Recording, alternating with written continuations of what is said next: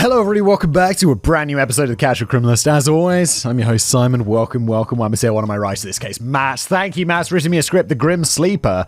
Oh, I like that name. Like Grim Reaper, except for sleeping. 2 Reigns of Terror. I have no idea what this episode's about. That's the format of the show. I never read it before. Let's jump in, shall we?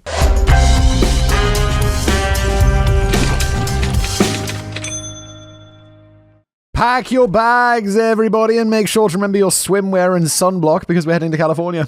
I got a friend of mine. Like, in the UK, we call a swimwear, we'd call a swimming costume. Like, if we got, like, the Australians call them boardies. I'm not sure what Americans call them. Like, swimming shorts, like trunks, this sort of thing. We call it a swimming costume for some reason. And an American friend makes fun of me. He's like, dude, what, are you bringing your costume? And I'm like, yes.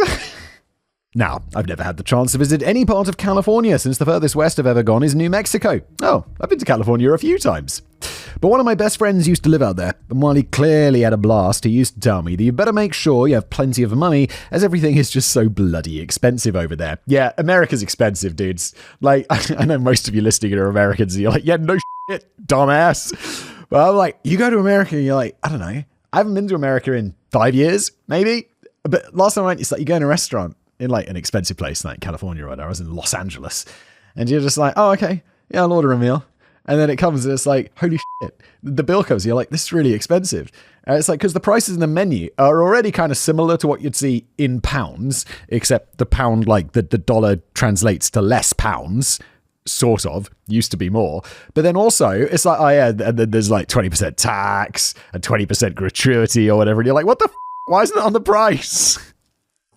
Oh, America. But I think it's safe to say that life in California is part of the American dream, if your dreams consist of the bright lights and the party scene and the nightlife that never stops. Yeah, not for, like, I don't know, California seems real nice. Like, the weather's always good. That's what I got. The weather's always good.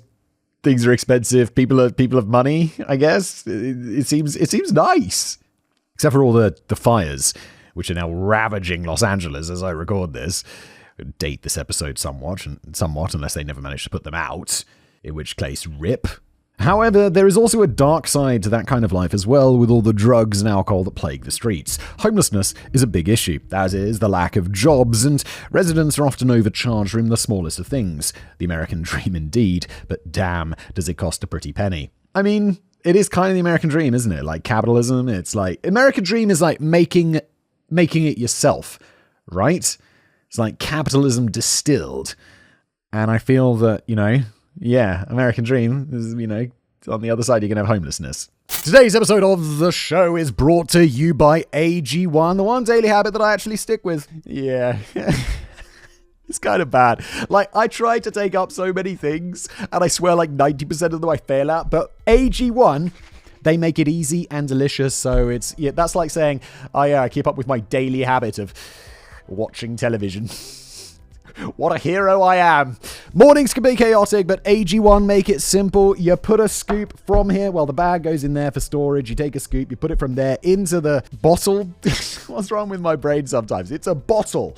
And you shake it up and then you drink it. 75 vitamins, minerals, and whole food source nutrients in one go. No pills, no complicated routines. It's an interesting one. Like, my wife takes vitamin pills and she's always like, I don't like swallowing these big pills. It's really uncomfortable. Like, you should get some AG1. And I should probably give her some AG1 because she really doesn't like pills are okay for me. I can choke down those pills, no problem. I mean, obviously having AG1 is better, but there's plenty of people out there who just don't like pills, who can't just swallow pills easily. Look, for me, AG1 has been great. It's easy. It just fits into your routine just perfectly. It's smooth. It's slightly sweet. It's got a pineapple, vanilla-y vibes, which is nice. It doesn't taste like grass. You might think this looks like grass. Does not taste like grass, just to be absolutely clear. Try AG1 for yourself. Use the link in the description below or scan the QR code on the screen now to subscribe and save $20 off your first order at drinkag1.com/TCC. And now back to today's episode. Oh, I have to drink it. I was like, as soon as this is done, I'm going to go drink it. But they say I have to drink it on screen. So I will, and then I'm going to go finish it in privacy so you don't have to watch me chug down this whole thing. It tastes good. But this is the Casual Criminalist, and while a nice trip to sunny Cali is all good, we're here to talk about the darker chapters of the history of the state, primarily one that took place in Los Angeles. What a surprise. Talk about California. It always comes back to crime. It's always Los Angeles. The year was 1984, and that year, a grim darkness descended on the streets of LA. In the dark of the night, for 4 years straight, women were being murdered left, right, and center, with the police no closer to finding the madman who was running roughshod through their city. And then he made a mistake. A mistake that led to his sketch making it to the evening news across the country, and a police force on high alert. Getting that sketch out, like, so, can you imagine being a criminal and you're just like going about your business, like, yeah, you're pretty careful, and then you're just like, I don't know, filling up your car with petrol or whatever, and you wander in, and there on the TV's your face, like a sketch, and you're like, oh God, it's me, they got my face. You'd be like, turn around real quick, and it's like, yeah, I changed my mind, I'm actually going to use the pay at the pump thing. Then he disappeared. Smart guy, to be honest. Like, if they've got your face, it's time to disappear. It's like, grow a beard, get some tan. I don't know, like shave your head. What else can you do? Wear glasses. Eventually get some plastic surgery to, like, I don't know. There's that thing that changes the color of your eyes now. Get your eyes changed, like piercing blue. And then people will be like, oh no, the only thing they notice about you is your ridiculously piercing blue eyes. For a decade, things were quiet. Well, as quiet as LA can be, that is. But the killer was just dormant, hiding, sleeping, biding his time, hence his most famous moniker. Oh, the Grim Sleeper. Okay. Oh, okay, so he's just hiding. He's not like... I imagine the Grim Sleepers, like, he's using, like, hydrochloride? No, what's that thing that they put over people's mouths to make them fall asleep? Oh, everyone's screaming this at their phones right now.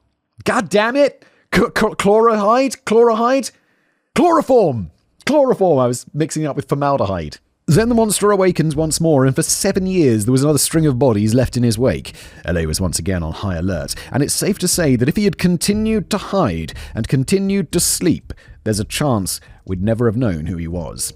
But as the darkness swallows us once more, I believe it's time to tell you how things started coming together only after this beast burst back onto the scene. While we know only about 10 of his victims, it's suspected now that there are a total of 25 or more that could be attributed to this heinous man. A man who is truly the stuff of nightmares. This is the story of the Grim Sleeper. Death descends on LA.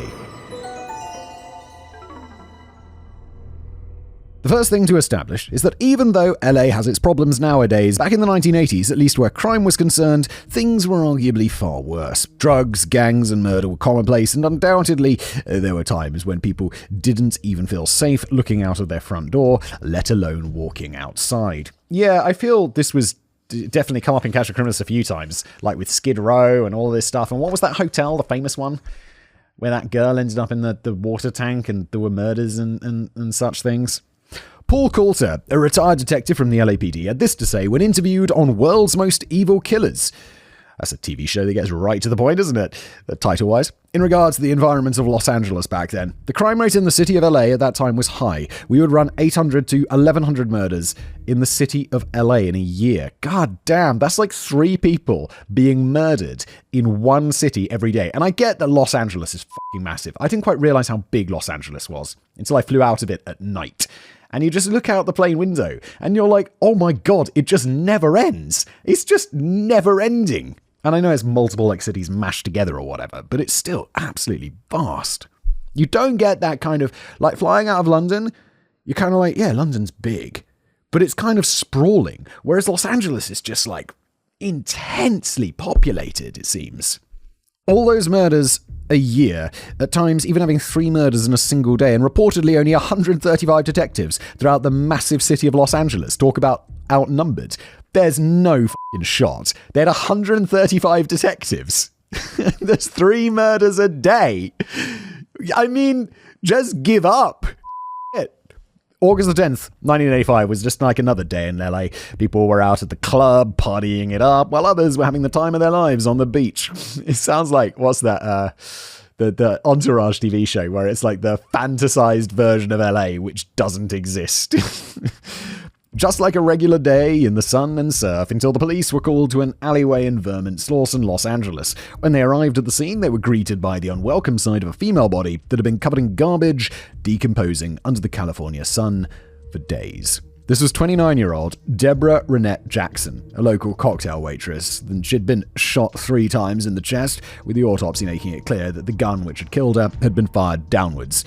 The police were at a loss at first, thinking that this maybe had something to do with drugs given the high number of drug-related deaths in the area, but that wasn't the case. A few days before she'd been found in that state, Deborah had been spending time with a friend at her home. Afterwards, she left her friend's house and walked down the road before getting on a bus.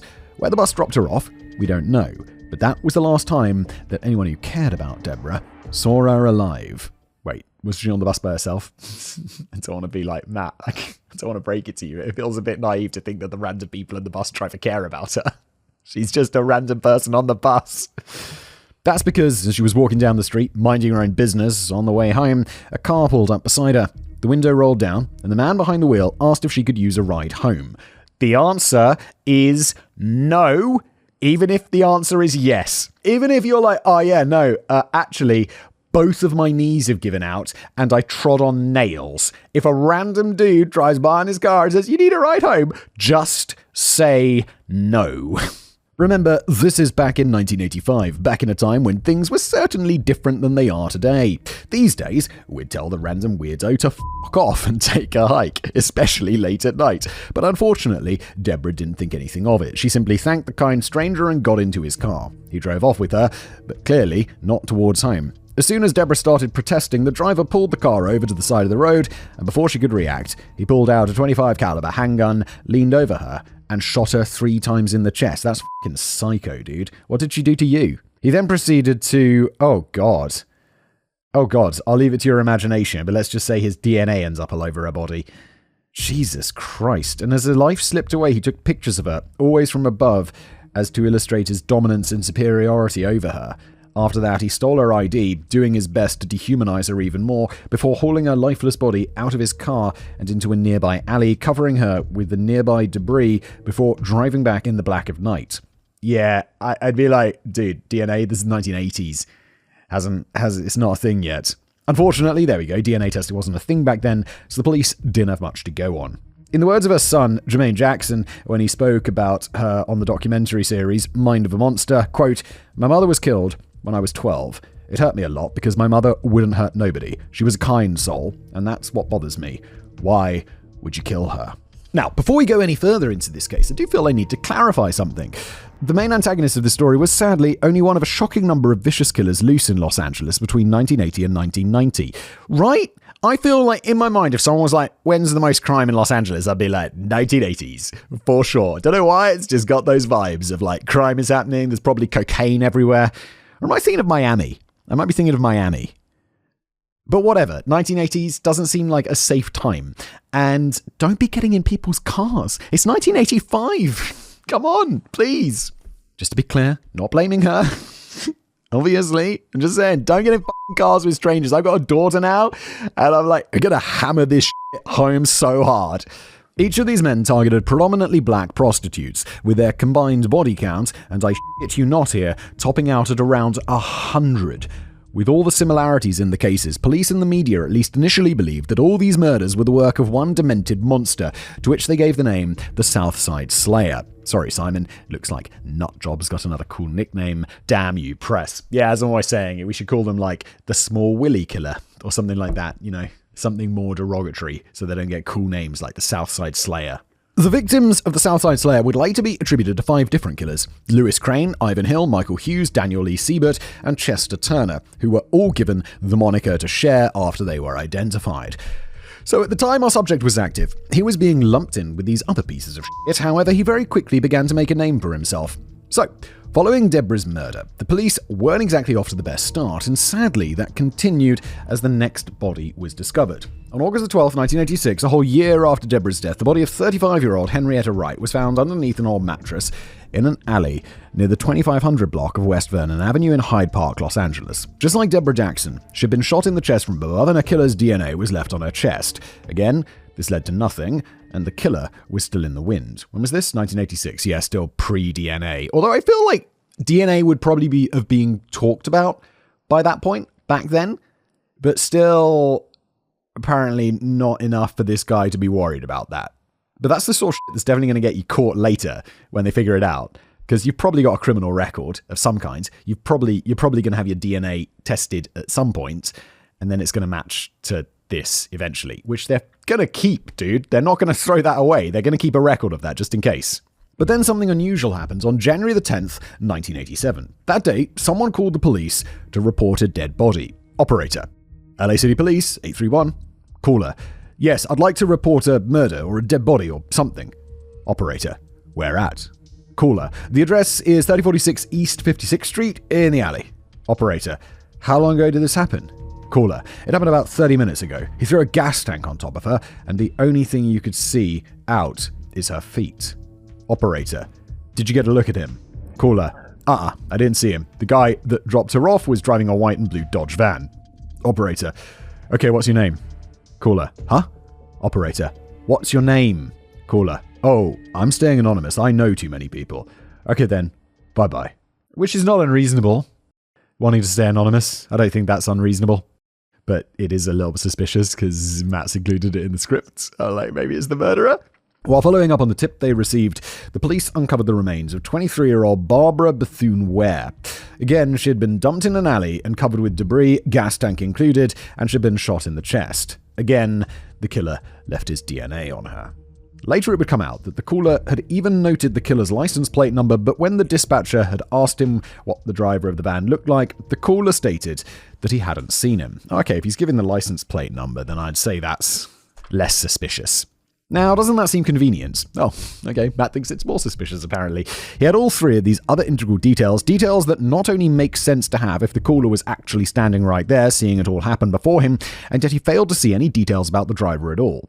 I don't find that's particularly suspicious. Like, license plates at night are illuminated, intentionally, so, cameras and the police or whatever can see them. Whereas people, if they're up to nefarious shit, are going to make a lot of effort to make themselves not illuminated and kind of hidden below a cap or a mask or whatever. Especially since the closest payphone, don't ask children, was about a block away, and the caller had claimed that a ladder was covering the license plate, so he could only see it if he was right there looking at it. And when the 911 operator asked what his name was, the caller simply laughed and declined to give it before saying goodbye and ending the call. Can you say suspicious? I mean, yes, I was suspicious. I'm slightly less suspicious now, despite what Matt's laid out, because I don't think it's that weird.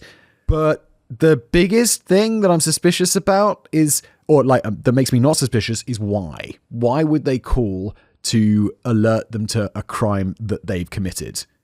Unless they're just weird and showing off or whatever. And remember, don't show off your crimes. Just commit your crimes. Don't show off about them. It's one of the rules.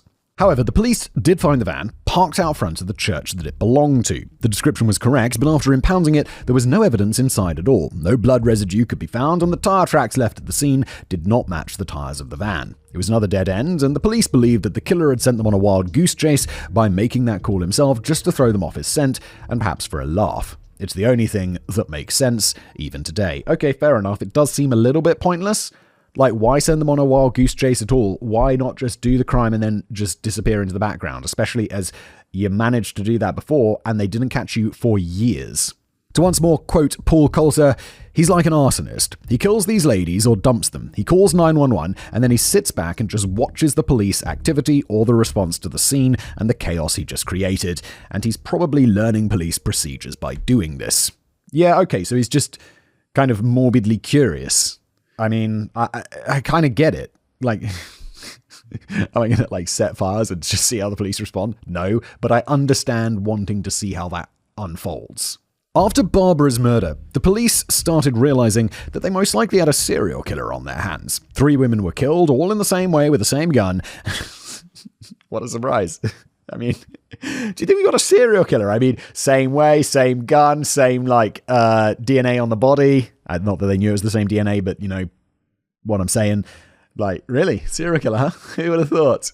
It was the only thing that made sense. It was around that time that a task force was created to try and catch the killer, who by then was given the nickname the 25 Auto Killer. Unfortunately, they didn't release any details or information to the public to let them know that a potential serial killer was on the loose. Now, there's a logic to that. They don't want people to panic, and they didn't want any of this getting back to the madman in case he went into hiding as a result, but this also meant that the public had no idea what to look for or to be on high alert. And potentially, because of the police being all hush-hush on the details, 2 more bodies would be discovered, dumped, and hidden before 1987 was out. 26-year-old Benita Rochelle Sparks was next. found in the 9400 block of Southwestern Avenue in Gramercy Park, Los Angeles. Like the others, she had most likely been picked up on the street, driven to this location, shot in the chest, and then dumped into a trash can to be found later. Mary Catherine Lowe, also 26, was found dead, shot and dumped in an alley before being concealed by some trash on October 31st, 1987, in the 8900 block of Western Avenue in Gramercy Park. In both of their cases, the gun had been pointed downwards, just like the others, and DNA was found on them both. And sadly, 1988 started just as the last year ended, with a body. At this point, police have got to tell people, right? They got to be like, you got to look out for this, ladies, because something's on the loose, right? This is the point where you got to alert the public. You got to tell people to be aware, because you can't keep having these bodies pile up. In a very familiar pattern and fashion, the killer struck twice, and 2 lives were claimed. The first was 22-year-old Larica Denise Jefferson, picked up, shot, abused, and then dumped in the 2000 block of West 102nd Place in Westmont, Los Angeles County, only to be found covered in garbage on January the 30th, 1988.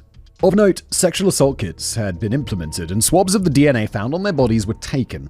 The technology was still very new, but the hope was that these samples could eventually help track down the killer. The next body was found 8 months later, on September the 11th, 1988, and it's perhaps the most heartbreaking to date. Monique Alicia Alexander was 18, and the youngest of several children was still living with her family at the time. She had always been a good girl, and was supported by her ever-loving parents, especially her father. Monique was Daddy's little girl, as it were. One day, she asked her father if he needed anything from the store, to which he said no, and with that, she said her goodbyes, promising she'd be home from the store soon. That was the last time her father ever saw her alive. After that, she was last spotted exiting a liquor store around 67th in Normandy before getting into an orange car. Her parents reported her as missing later that day, and after several days, a report came in that a body was found in an alley near the 43rd Place and Western Avenue in Vermont Square, LA. It was Monique, shot in the chest just like all the rest. When she was found, she was propped up, and her head was resting back against an old tire. Just like the others, she had been covered in trash, and she was so badly decomposed that she wasn't even recognizable at this time. Monique was the youngest victim to date, and this suggested that her killer had no issue picking up and murdering kids, and sad to say, we'll see more of that shortly. But one somewhat positive thing was picked out from this tragic mess, and it's the knowledge that the police received. The killer, whoever he was indeed using a car to pick up these women, and he was most likely killing them in that same car. I mean, Jesus, it's not much though, is it, police? By now, almost 3 years had passed, and 7 women had been gunned down and tossed away like trash, quite literally. It was clear to the police that whoever this killer was, he viewed women as nothing more than waste, things to be used, abused, and thrown away once they were dead and no longer useful. All of them were plucked off the street with the promise of a ride to their destination, when their only destination was the end of the line. And all the while, the killer watched them from above, making sure to be over their bodies when he shot, for he was higher than them, greater, superior. And no matter what the police did, they couldn't find any leads or suspects, and the samples left behind were of no use to the cop of yesteryear, since they simply hadn't got the technology to use it properly yet. In the words of LAPD homicide detective Darren Dupree, he was still a needle in a haystack. Yeah, it's just so little to go on. Like with the technology of the day, you've got, okay, so he's kidnapping people in a car.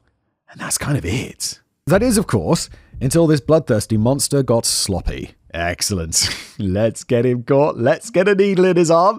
This is California in the 80s. No, this is gonna. When was Manson around? Was that the 70s? And then they got rid of the death penalty after him, right? Or there was a moratorium on it. Although, can't we get him executed somehow, like being like a federal crime or some shit like that? Come on, he deserves to die. He does. The one who got away.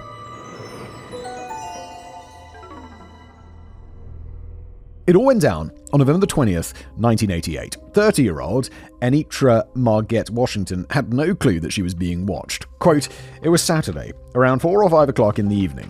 I had just got off work, and I was going to my friend Linda's house. We were going to go to a party.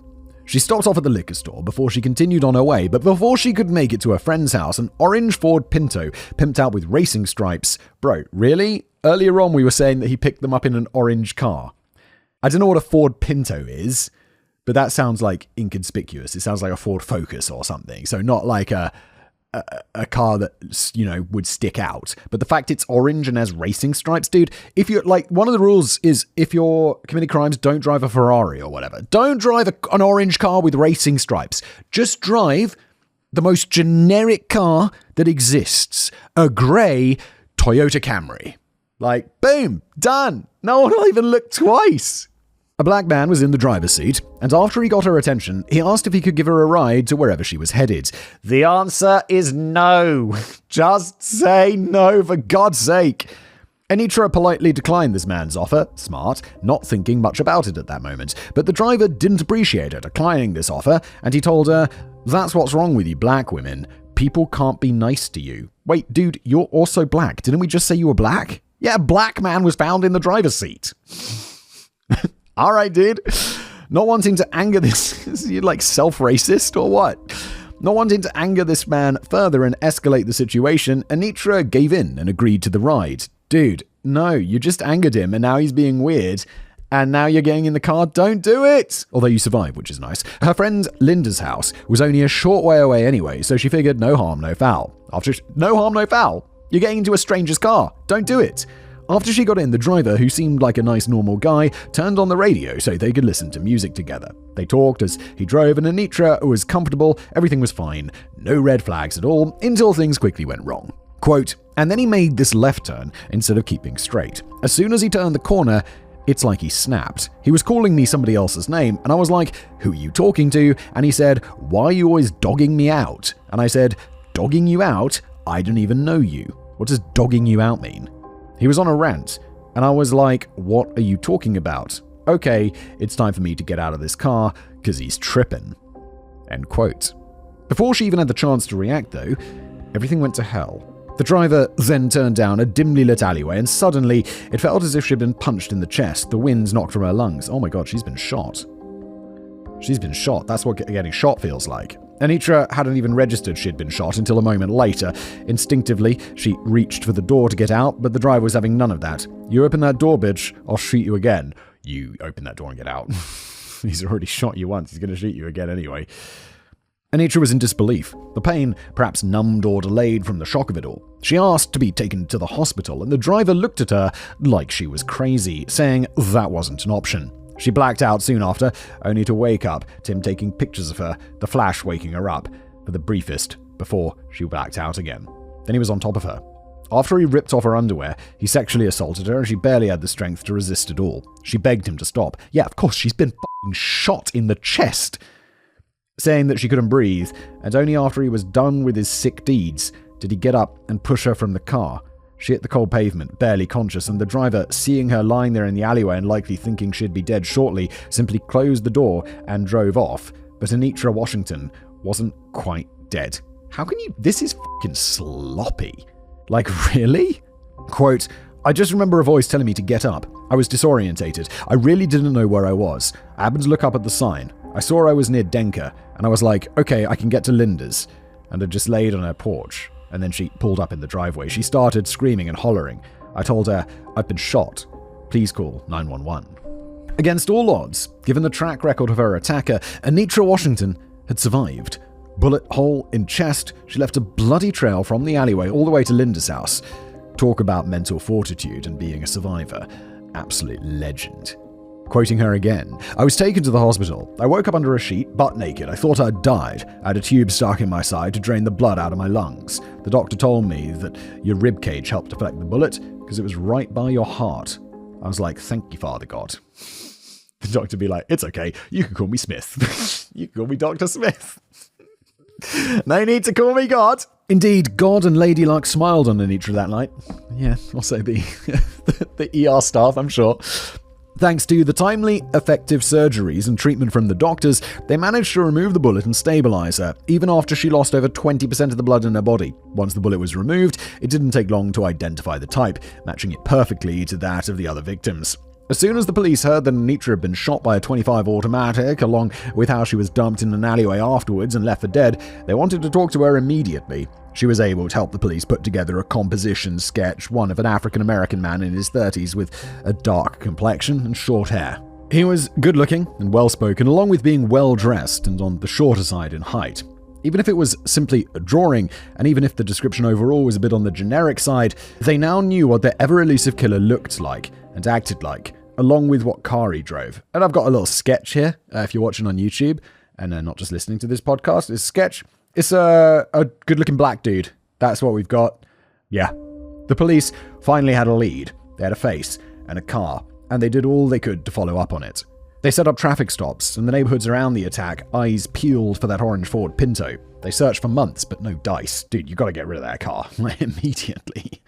And after the failed attempt to kill Anitra Washington, the killings abruptly stopped. The news that his latest victim had survived seemed to frighten the killer to his core. The police had his face, the police knew his car, and to be damned if he ended up caught now. His orange Pinto was never found, so it's likely that he either sold it off or dumped it somewhere, and he ceased his murderous spree then and there, too afraid to continue with the cops on his heels after going undetected for so long. Yeah, you can't be selling that car. That's going to draw attention, because someone's going to buy that car, and then they're going to be like, wait, you looking for an orange Pinto with racing stripes? I just bought one off a good-looking black dude. Like, you can't be doing that. You got to just drive it into the sea. Or, I don't know, just take it into the forest and drive it into a lake, or set it on fire. Fire's good. Set it on fire, and then push it into a lake. That's a good idea. That's how you should dispose of a vehicle, I reckon. With accelerant. Use lots of accelerant on it. To quote criminology professor Elizabeth Yardley from World's Most Evil Killers, quote, I think it would have been quite a shock when he realized that she'd survived the attack. He has a victim who is alive, who has spent time with him. She would have noticed things about his demeanor, his personality, his vehicle. She could potentially identify him. So this has shaken him up quite a lot, and that is when he decides he's going to lay low for a while. I'm sorry. I completely thought we were dealing with him after he'd come back. But this is pre-disappearance. This is his first spree. I'm sorry, I just must have lost track of the dates. That makes a lot of sense, actually. And so, for what appeared to be 13 years, the antagonist of our tale simply faded into obscurity, out of the public eye, and he didn't kill again for a long time. To quote Jill Stewart, a former LA Weekly managing editor, quote, he was the longest-running serial killer in the United States west of the Mississippi. He had been operating longer than anyone else that was known, and he stopped for 13 years, or it looked like he did. I mean, based on the number of previous Casual Criminal episodes that I've done, it seems unlikely that he just stopped. People who are just killing because they seem to like killing, or like there's a sexual element to it. I don't think they just stop. I imagine that he's just gone to a different state and continued it, and or multiple states, and there's a trail of crimes that are somewhat possibly similar to this that have just never been found out. Because I don't think someone who does this kind of thing just stops for 13 years. Awakening the Reaper.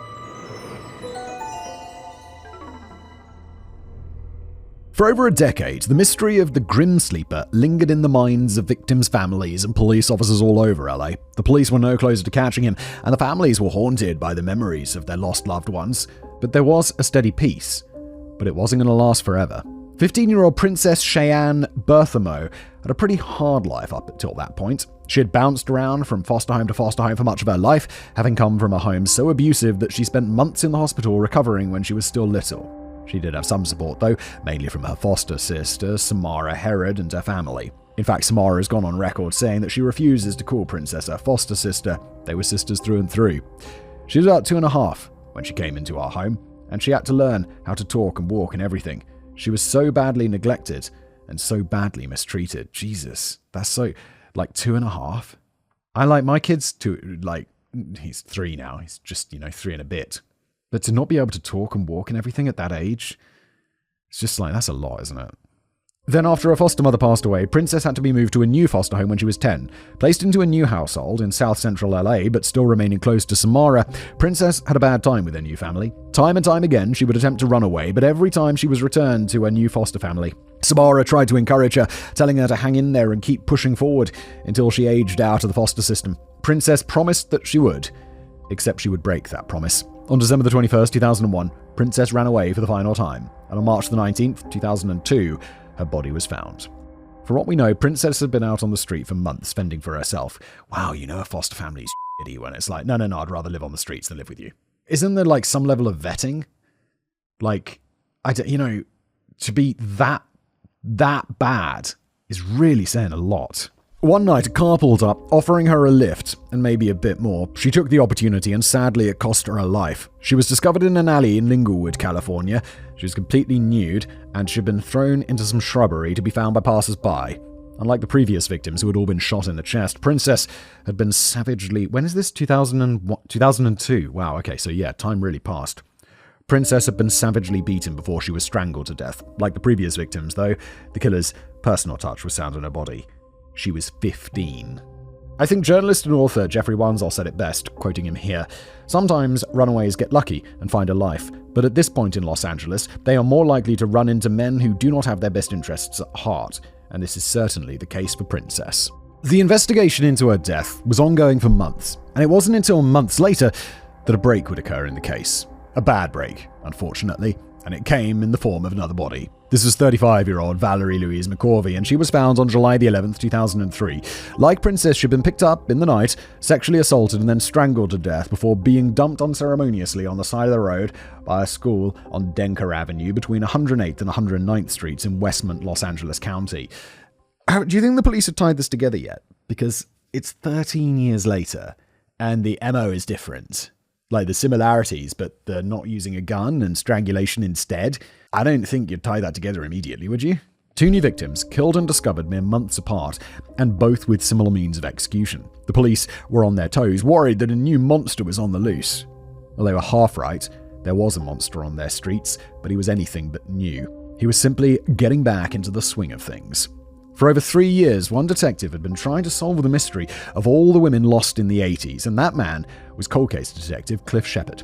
He'd gone over every piece of evidence, every crime scene photo, every interview with the families and witnesses, and he could feel himself getting closer and closer. I get the feeling that old Cliff here is going to be the legend of our story today. I like it when the hero cop enters the picture, and it's like, yes, I'm going to figure this out. This is my life's mission. Let's go.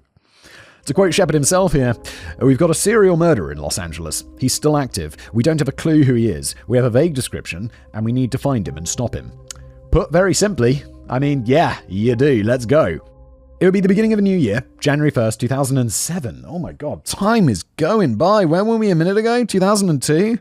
Then we had the Valerie McCorvey murder in 2003. And now we're 4 more years in the future, okay. January 1st, 2007 would bring a breakthrough, but it would come at the cost of another young woman's life. A homeless man was rummaging through a dumpster, going through trash bags in the 9500 block of Southwestern Avenue in Gramercy Park. Upon ripping one open, he was shocked to see a hand sticking out of it. The police were then called, and the body was identified to be that of a local sex worker, Janisa Levette Peters, 25 years old. She'd been shot in the back, which is believed to have paralyzed her, before she was thrown in the trash bag. The bag was then sealed shut with a zip tie and was thrown away like garbage, despite being still alive and in horrible pain, after which she suffocated to death. Jesus Christ, that's grim. A truly awful way to die. And scary fact here, she was dumped in almost the exact same spot that Benita Sparks was dumped almost 20 years before. DNA was not found on Janisa at the crime scene, but there was some saliva on the zip tie, likely from the killer putting it in his mouth at some point to tie the bag shut. The police ran it through the criminal database, and unfortunately, there was no luck when it came to identification, but something did pop up. The DNA left on the zip tie was from the same man who had assaulted and murdered both Princess and Valerie. 3 victims meant they had a serial killer on their hands, but with this new information, they decided to look further. Princess and Valerie, they were the killing... Yeah, okay, so it was Princess and Valerie who were the victims of the second phase of his killing. Okay, so they'll have DNA because it's early 2000s. Expanding the search and diving into cold cases from the past, they were dumbfounded by what they found. The killer's DNA matched the DNA of the heinous beast that stole the lives of 7 women back in the 1980s. This revelation rocked the LAPD, and it was only then that the 800 task force was formed to track down this lunatic. To again quote Detective Shepard, "I was very excited. The task force would give us more people to track down more evidence. Our killer is still out there, and he's going to make a mistake." The investigation itself was kept under wraps from the media and the public for months, but it didn't stay that way for long. Christine Palasek was an investigative reporter for LA Weekly, and she caught wind of the investigation and broke the news to the public that a serial killer was on the loose and that it was the same one who plagued the streets 20 years prior. I mean, yeah, kind of this is good. I think the police should say so people can... I know it reduces the chance of him being caught in a way, but it also makes people more vigilant, and they need to be vigilant. it can possibly help prevent more deaths. The people were outraged, especially towards Mayor Antonio Villagrosa and Police Chief William Joseph Bratton for keeping things hush-hush. Yeah, fair play. I mean, a deranged serial killer's on the loose, and the people at the top didn't say anything about it. Of course, the public's gonna be pissed. Yeah, I mean, they might not be if the circumstances are different, and there's like, okay, here's a reasonable reason why we didn't say, because we were very close to catching them, and we didn't want them to go into the wind. So, but here is a really long time. There's been multiple murders, and they're not close to catching him, so you do need to say. With this new information, though, the media had a field day, and as soon as details about the killer and his quiet period came out, it didn't take long for the monster to get one of those catchy nicknames the press loves to give these people. In conjunction with the fact that the killer took such a long sleep between his murderous activities, the media decided to get creative, and thus the Grim Sleeper was born. The re-emergence of the Sleeper took LA, and by extension the whole of the USA, by storm. People were frightened to walk the street. They were wary of cars that passed by, not knowing if they were the freak who liked to kill women for kicks. A $500,000 reward to help catch the killer was offered by the police in September 2008, and only 2 months later, in November, the case was presented to the nation via arguably one of the most iconic criminal programs in American history. Even I know this one, America's Most Wanted. They even released the 911 call that led to the discovery of Benita Sparks, which didn't sit well with Benita's family, as they'd not been made aware that a 911 call had ever been made. Sadly, nothing came from any of these, but something did come soon after, and it came from a rather clever idea. Dennis Kilcoyne is an LAPD detective supervisor and was the head of the 800 task force. He knew that they had a DNA profile of the killer, but nothing to show for it. And so he decided he would try something new, quoting him here. We've got the DNA of the same person involved in 10 murders and 1 attempted murder. We've got a beautiful DNA profile, but you don't have a name and face to go with it. Our suspect is not in the California Convicted Felon Databank. In the way I looked at it, we need another avenue to explore. I've heard about this newfangled thing called familial DNA. It's been successful in the UK. It's never happened in the United States. Ooh, interesting. They're going to be testing people's family, but they don't know anything about him. Or are they going to see if anyone's who's related to him is also in that what was it called? California Convicted Felon Databank. Or can they go to like Ancestry.com and try and get something from there? So everybody knows that DNA is unique, but it's also common knowledge that DNA within families would of course be quite similar. When it comes to male genealogy, sons get their Y chromosome from their father, their grandfather, their great-grandfather, and so on. The DNA that they had didn't set off any alarms of anyone identified in the system. But what if they could find a match with a simple section of said DNA? And that's precisely what happened. Extracting the Y chromosome from the DNA they had on hand, they sent that bit through the database to see if there were any male members of the killer's family that had been arrested before. It was slightly controversial, as in a sense you're almost invading these people's privacy by doing so, similar to when the police asked for information from those Ancestry websites, but the police wanted this guy badly since all their leads were exhausted and they knew that this could be their chance to get him for good. I don't know, I'm fine with this It's like, if you don't want to, don't be a criminal then, huh? All right? They managed to convince the district attorney to authorize the test, and they got a match. It was from an arrest in 2008 of a young African-American man by the name of Christopher John Franklin, who'd been arrested on felony firearms charges, but given his age, it was clear that he was too young to be their killer. Well, he's the dad then, isn't he, or the granddad? This seemed to only leave the man who had the closest DNA match to Christopher, his father, a man who had lived in the exact same house for years, right smack dab in the middle of where all the girls were killed and dumped. In fact, when looking at the area and where every girl was found, it's actually shocking how close they were to this little green painted house, standing unassuming and unopposed, occupied by a friendly and loving neighbor, a friend of the community, as well as a monster. I mean, who suspects the local garbage man, right? To quote Jeffrey Wansell once more from World's Most Evil Killers, if you put a pin in a map, anybody would say, look at that footprint, he must live there. And he must know all the alleyways and trash dumpsters extremely well. Of course he did. He knew them intimately. And with that, let me introduce you properly to the man who had the people of Los Angeles so scared to go out at night. The man who had murdered up to 10 women between 2 murder sprees that lasted over 20 years, but is believed to have killed many more. Ladies and gentlemen, the Grim Sleeper, Mr. Lonnie Franklin Jr. Pulling back the hood.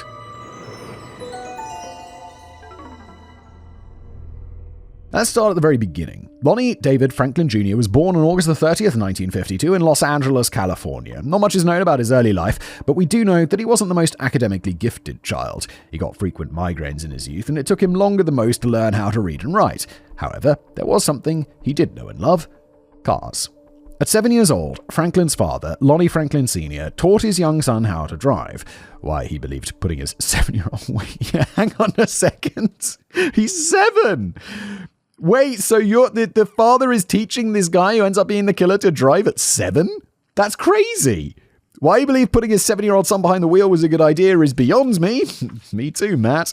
But Franklin was hooked from there, driving cars, fixing cars, modding cars, the whole shebang. And being so handy, of course, came with a few perks. Wait. I don't know what the perks are. Am I supposed to be getting what the perks are? To quote Dr. Elizabeth Yardley on World's Most Evil Killers, quote, he discovered he was good at fixing cars. He was good with his hands. And this was a skill that gave him an occupation, an identity, but it also brought along a kind of social skill and a kudos that had high value. One thing that came out for me was his charm. He really knew how to work at that.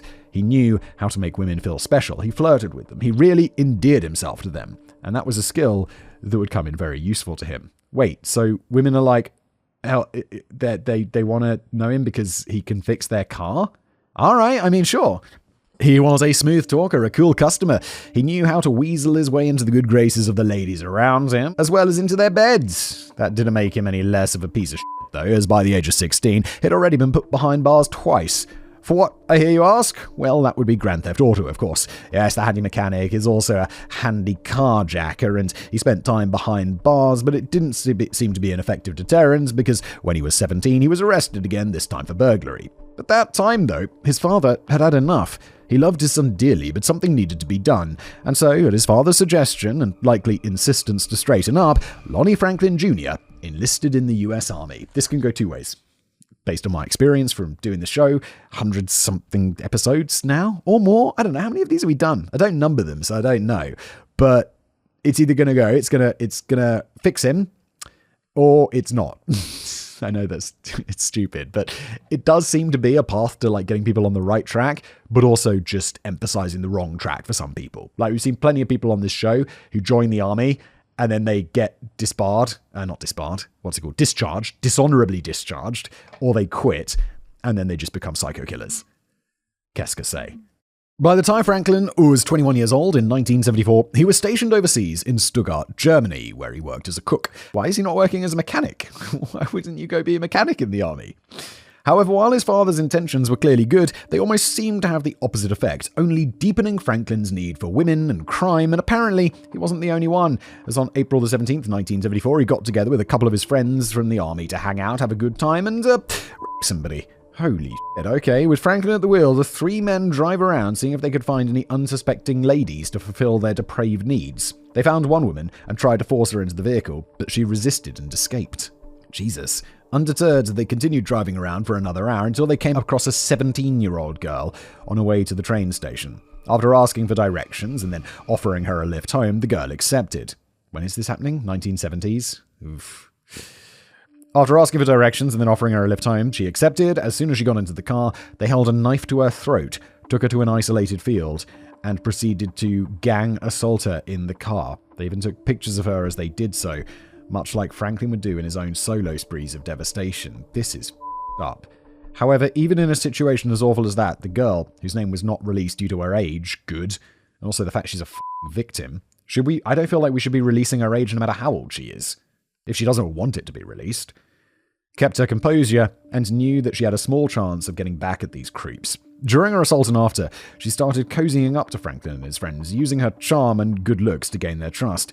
In particular, she feigned taking a fancy to Franklin and persuaded them to drive her home. As soon as they did, she went one step further. She gave Lonnie Franklin Jr. a phone number. The very next day, if you can believe it, Franklin called her up and asked if they could meet for a date.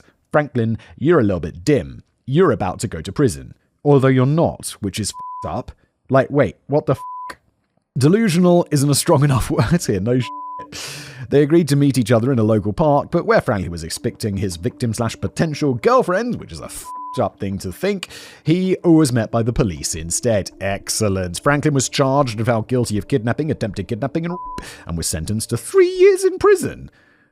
Come on. He was involved in a gang assault of this poor 17-year-old girl. 3 years? You having a laugh?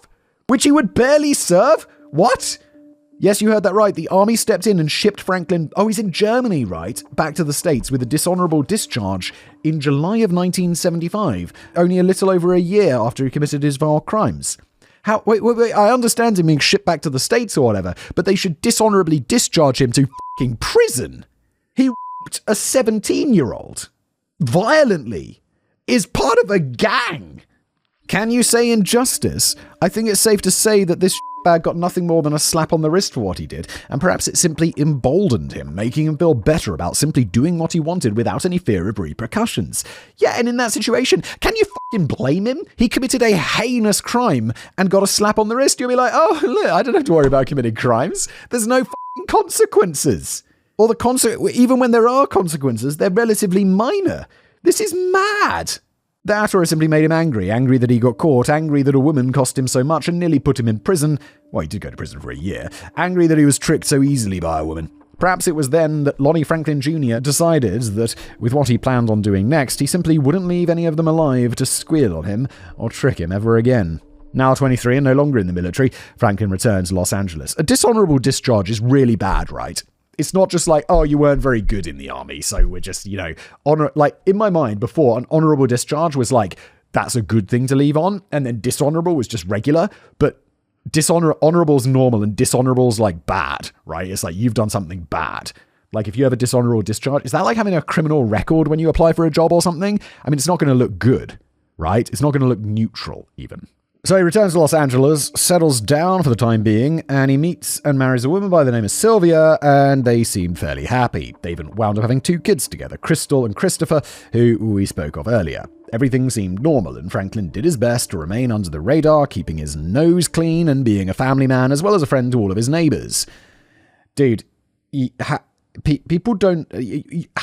why are you not on a register of some kind? Why don't people know this? Jesus Christ, you're a violent rapist. Everyone around the neighborhood knew him and his lime green house, and many of the local kids knew him as Uncle Lonnie. For years before, during, and after his first crime spree, that's all he was to his neighbors. Just a friendly face with a few strange habits. He did have issues keeping a job, though, and at one point he was a garage attendant for the LAPD. However, by the age of 30, he seemed to find something he was really good at, being a garbage man. It's not the most glamorous of jobs, but someone has to do it, and for Franklin, it also served another purpose. It helped him get extremely familiar with the entirety of his neighborhood and the neighborhoods around him, including where all the back alleys were, where all the landfills were situated, and where all the dumpsters were positioned. Sadly, that would come in quite handy. Soon enough, his reign of death would start in full. Ray Davis was Lonnie Franklin's best friend for many years, and he can attest that even before things kicked off in full, Franklin didn't necessarily try to hide his tastes too much, quoting, "But he got a secret. Every other day, he would talk about he met this girl, and he met that girl. We would say, 'Man, you ain't met nobody.' And he's like, 'Man, I can show you the pictures.' But the thing about the pictures, a lot of the pictures never had a head on them." Dude, what... Why the would you say this? It just makes you look terrible, Ray. And as we all know, it didn't take long before pictures weren't enough, and he needed more. He wanted more. No one knows exactly what it was that set him off, if there even was anything in particular, but come 1984, the Grim Sleeper was on the prowl. In his orange car, driving around at night, he would keep an eye out for women who needed help. Well, not just any women, because Franklin had a type, it seemed. A kind of woman he enjoyed targeting above all others. Vulnerable women. All poor, all black, many of whom were addicted to crack cocaine and involved in prostitution. He hated women, and he felt superior to them. Hence, he always shot them and took pictures of them from above. And to him, they were simply things to be used and tossed out with the rubbish after he was finished with them. But then he got cocky, and from what we know, it cost him. Anitra Washington came along. He picked her up, assaulted her, left her for dead, and went on his merry way. But as we know, Anitra survived and gave a detailed account to the best of her abilities as to what had happened to her and who had done it. The police had his face, and the coward got scared. And so, allegedly, the Grim Sleeper went to sleep, went into hiding, and stayed under the radar for over a decade, all so that he could slip the noose that he could feel quickly tightening around its neck. In the words of Jeffrey Wanzel, quote, He stops killing. He fades back into the community. Back to being a good neighbor. Back to being a father. Back to being a husband. He's hiding in plain sight. He's gone. But don't they have this sketch of him? Is no one tying the sketch to him at all? I kind of assumed that he'd have to flee the state. Laying low didn't stop him from being a piece of shit, though. We mentioned Christopher Franklin before, and it was his arrest that led to the identification of his father being the Grim Sleeper. From what he said about his dad, the dots seemed to line up and show how terrible a person he was even at home. Quote, "The relationship with my dad, I don't know, man. That's a hard question. Being with my dad was not fun. I mean, it's 3 o'clock in the morning, man, and you're supposed to be at school in the morning. We're pushing stolen cars down the street. I'd get beatings. When I say beatings, you'd get the whoopings from hell. Like you can't even imagine kids get beat like that. I just thought he was a mean asshole, but it was just his character. I get to see things. Seen a lot of stuff growing up. My dad's a perv, man. Everybody knows that's Lonnie. Like now, I could tell a lot of things that was going on were not right. I don't know." End quote. And then, just like that, he was at it again. Once more, we don't know what triggered it. Oh, we don't know what set him off, but something did. Like the flick of a light switch, something turned on in Lonnie Franklin Jr. once the 2000s rolled around. Maybe it was as simple as he thought enough time had passed and he got the itch to kill again. Whatever it was, he started up again, and 3 women died because of it. Well, there's more to that, but be patient. We'll get to it in a moment. Death for death.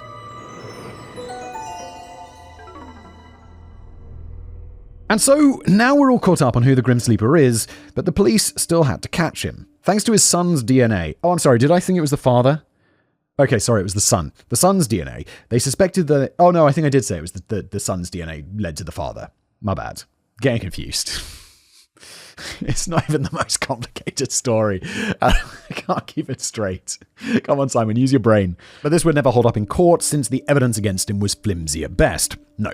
What the police needed was his actual DNA, something of Franklin's to test with the DNA that they had on file. That would be their slam dunk. And how they actually got it is both a stroke of genius, as well as absolutely hilarious. Franklin was put under surveillance, and after a while, the police were getting antsy to get him off the street. There were even times when he would be observed speaking to women in his car, and the police would discreetly come up and tell them to move along. They didn't want him taking another woman from right under their noses, but they couldn't do anything to him without concrete proof, and they were worried he'd start catching on to the fact that he was being watched. Yeah, you get told to move along by the police once or twice, fine. But third or fourth time, you're like, guys... You're not being very subtle, are you? And that's when July 5th, 2010 rolled around. That day, Franklin picked up a lady friend, and the two of them headed down to Orange County to attend a kid's birthday party. Oh wait, it's actually a lady friend. I thought we were talking about him about to murder someone. Namely to a pizza joint called John's Incredible Pizza. The surveillance team followed to keep an eye on him, and that's when one of them got an idea. Going inside, but keeping out of sight of Franklin, the detective goes up to the owner of the pizza shop, filling the man in that he's a detective and he's watching one of the customers. He asked if it would be alright to dress up as an employee, to which the boss swiftly agreed. Legend. So dressed as a worker at the restaurant, the detective simply played the part and cleared Franklin's table when he was gone, which included a half-eaten pizza slice and a used napkin that Franklin had wiped his mouth with. Ba-ba-ba, you're getting busted for that. Talk about thinking on your feet. Both pieces of DNA were sent down to the lab and the results came back within hours. And just like that, they had him. And on July the 7th, 2010, multiple police cars and trucks surrounded the Franklin house with choppers in the air. Lonnie Franklin Jr., the Grim Sleeper, was arrested on 10 counts of murder and 1 count of attempted murder and a special circumstance allegation of multiple murders. Once he was taken into custody, Lonnie Franklin didn't say a thing. Smart plan. Even during interrogation, when he was confronted with the concrete DNA evidence, he didn't admit to anything, which, it seems like, well, they got you. Just say you did it. No, do not. Lawyer up. Don't say a f***ing word. Not that I don't want this guy to end up being executed, I absolutely do, but just saying. The police swarmed Franklin's house and searched for anything and everything they could to help them with their case, any bits of relevant evidence that could help put him away forever, where he belongs. The media was swarming, trying to get any scoops on the arrest of one of Los Angeles' most infamous killers, and his neighbors were in utter shock. How could this be? It didn't seem possible. Not Uncle Lonnie. But then the police gained access to his garage, and his friends and family could no longer deny the truth. His garage was an absolute treasure trove for the police. Remember how Franklin liked to take pictures of women? Well, the garage was practically overflowing with them. Picture after picture, photo after photo, all of them black women. Many of them were alive, many of them nude, and many were beaten and bloody. But some seemed to either be asleep, unconscious, or worse. However, one photo in particular turned everything on its head. It was a single picture, old at this point, and clearly taken by a Polaroid camera. It was a young black woman, clearly unconscious and bleeding noticeably from the shoulder. The police had found a photograph of Anitra Washington taken the night she got into Lonnie Franklin's car for a ride to her friend's house, only to end up shot and sexually assaulted for her troubles. And as the search continued, the police uncovered photos of every single one of Franklin's victims. However, that's only the victims we know about. In total, 180 pictures of unidentified women were found. Wait, 180 people or 180 pictures? And they remain unidentified. So did Franklin really go to sleep for 10 years? It makes you wonder. No, I really don't think so. God, I got a shiver down my spine at that. No, he didn't. People don't go to sleep like that if they're doing this. They just keep doing it and they're not getting caught. They've changed their MO, they've changed their location, something like that. In regards to the 180 pictures of unidentified women they found, Police Chief Charlie Beck had this to say, quote, "These people are not suspects. We don't even know if they're victims, but we do know this. Lonnie Franklin's reign of terror in the city of Los Angeles, which spanned over 2 decades, culminating with over a dozen murder victims, certainly needs to be investigated further." A few things did come to light during the investigation, and his body count definitely rose because of it. The school identification of 18-year-old Ayala Gabode Zata Marshall, who had last been seen at a medical facility in Hawthorne, California on February 1st, 2005, was found in Franklin's garage. Her body was never found, and no other evidence was available to formally charge him with her death as well, but it's believed that she's also a victim of the Grim Sleeper. Of course she is. Her school ID is found in the garage of a man who literally kills people like her. Come on. Lonnie Franklin Jr. was held without bail as he awaited trial, and on February the 16th, 2016, the trial finally began. This was a big case. All of LA had their eyes on the trial, and the prosecution was holding nothing back. Quote, "It is clear the defendant got pleasure from killing these young women because that's how they all ended up. He definitely wanted to degrade these women by dumping their bodies like trash. He got off on that too, and that is why he did it, over and over. It gave him gratification." It was during the trial that the state dropped a bombshell. They named 4 more victims that had not previously been discussed. They hadn't found DNA, but there were enough similarities, as well as some pieces of uncovered evidence that suggested that Franklin had murdered them. The 21-year-old Sharon Alicia Dismuke was found dead in South Park, Los Angeles on January 15th, 1984, which would make her the very first victim in the timeline. Nothing inherently points to Franklin, but the modus operandi and how she was found is too similar to all his other victims to ignore. Then there was 28-year-old Inez Elizabeth Warren, who was found shot and unconscious in an alley on August 5th, 1988. She was alive and taken to the hospital, but unfortunately she passed away and never had a chance to tell her story. 43-year-old Georgia May Thomas turned out to be the first victim in the second timeline. The first poor, unfortunate soul stolen away after his decade-long sleep. Maybe decade-long sleep. She had been shot and killed in South Park on December the 28th, 2000, kicking off his new reign of terror. His final victim, 31-year-old Relina Adele Morris, who was last seen in the 9000 block of Southwestern Avenue in LA on September the 10th, 2005. Her body was never found, but the police found a Nevada driver's license and sexually explicit photos of her in Franklin's garage. Now, I will mention one thing before we hit the final stretch, and that is the name of another victim, one that they couldn't outright charge him with. Thomas Sylvester Steele is believed to be the only male victim of Lonnie Franklin Jr. He was found dead on August 14th, 1986 at the intersection of 71st Street and Halldale Avenue in Harvard Park, LA. It is believed by the police that Steele was murdered by Franklin for one of 2 reasons. It was either because he was a friend of another victim or because it discovered Franklin's crimes. Now, there isn't a lot of evidence to this, certainly not enough to charge him with, but to this day, he is counted among the victims. In the end, though, the DNA on the victims and the photos in his garage were too much to ignore, and the trial was fairly swift.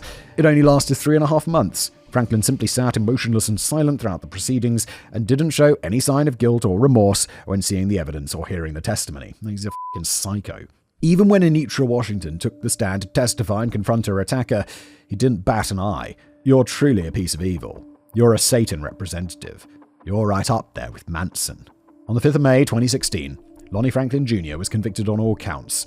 Then came the sentencing, and I think we can all feel the yee-haw coming from a mile away. The Grim Sleeper, for all his evil deeds, was sentenced to death. Oh, so what's up with California? I thought they got rid of the death penalty. In the words of the presiding judge, it's not vengeance, it's justice, Mr. Franklin. You're goddamn right. From that day forth, he was remanded to San Quentin State Prison, but unfortunately, Mother Nature seemed to have other plans. On the 28th of March 2020, Lonnie Franklin Jr., age 67, was found dead in his cell. No signs of trauma on his body, and the actual cause of death and the results of the autopsy haven't been publicly released, which does make it slightly suspect. That's pretty odd. I mean, I guess it's someone's family's private business. I mean, they don't want it disclosed, but I'd like to know what's going on there. I think Diana Ware, stepmother of Barbara Ware, said it best when she found out about the death of the man that took her stepdaughter away. Quote, "I won't say I'm pleased he died, but in the end, there was justice for all the bad things he did in his life. We can now be at peace." You can't say you're pleased he died. I'm pleased he died. That guy. I'm glad he's dead. Him. Wrap up.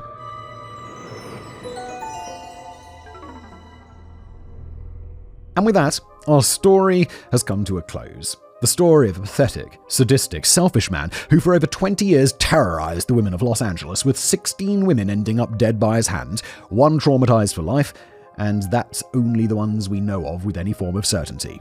There might be many more victims that we'll never know about, since he took the details surrounding his crimes to his grave. He used women, treated them as playthings, used them to get what he wanted, and satiated his sexual urges, only to kill them and dump them out of the trash when he was through with them.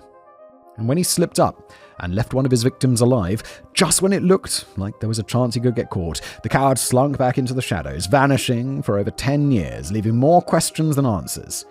It was only after his little sleep that he let his dark urges out again, returning to terrorize LA once again.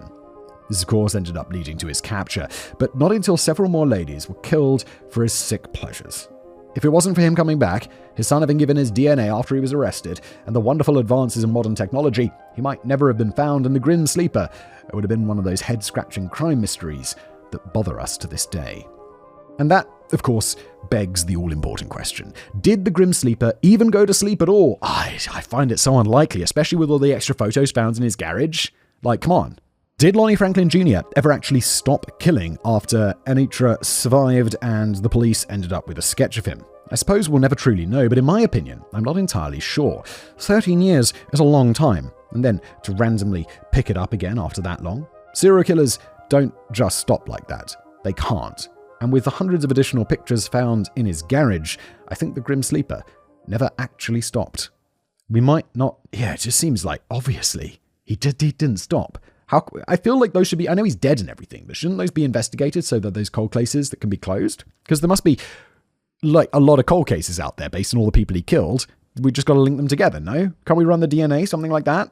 We might even know some of their names. 32-year-old Cathern Davis, last seen on June the 9th, 1982, in the 400 block of 49th Street in Los Angeles, California. 26-year-old Rosalind Giles, last seen January 10th, 1991, on a 400 block east of 64th Street. 28-year-old Lisa Rennie Knox, last seen May 11th, 1993, on the 1000th block of 22nd Street. 37-year-old Yolana Parker, last seen November 17th, 1998, in the 6000 block of Brynhurst Avenue. And 19-year-old Edwinter Hereford, found bludgeoned to death on May 16, 2010, on the 105 freeway near Garfield Avenue in Paramount, California, after her dead body had been tossed from a moving car moving east on the 105 freeway. All unsolved, all believed to perhaps be the work of Franklin, but nothing to distinctly prove it. 180 women, and we don't know who they are, and we don't know whether they're alive or dead. There might be so many more victims out there that we might find, or just never know about. And that's a somber thought.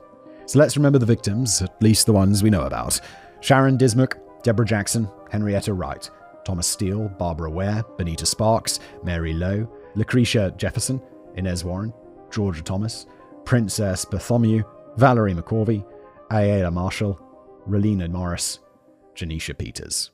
Rest in peace. And that's where we end today's show. Thank you for watching.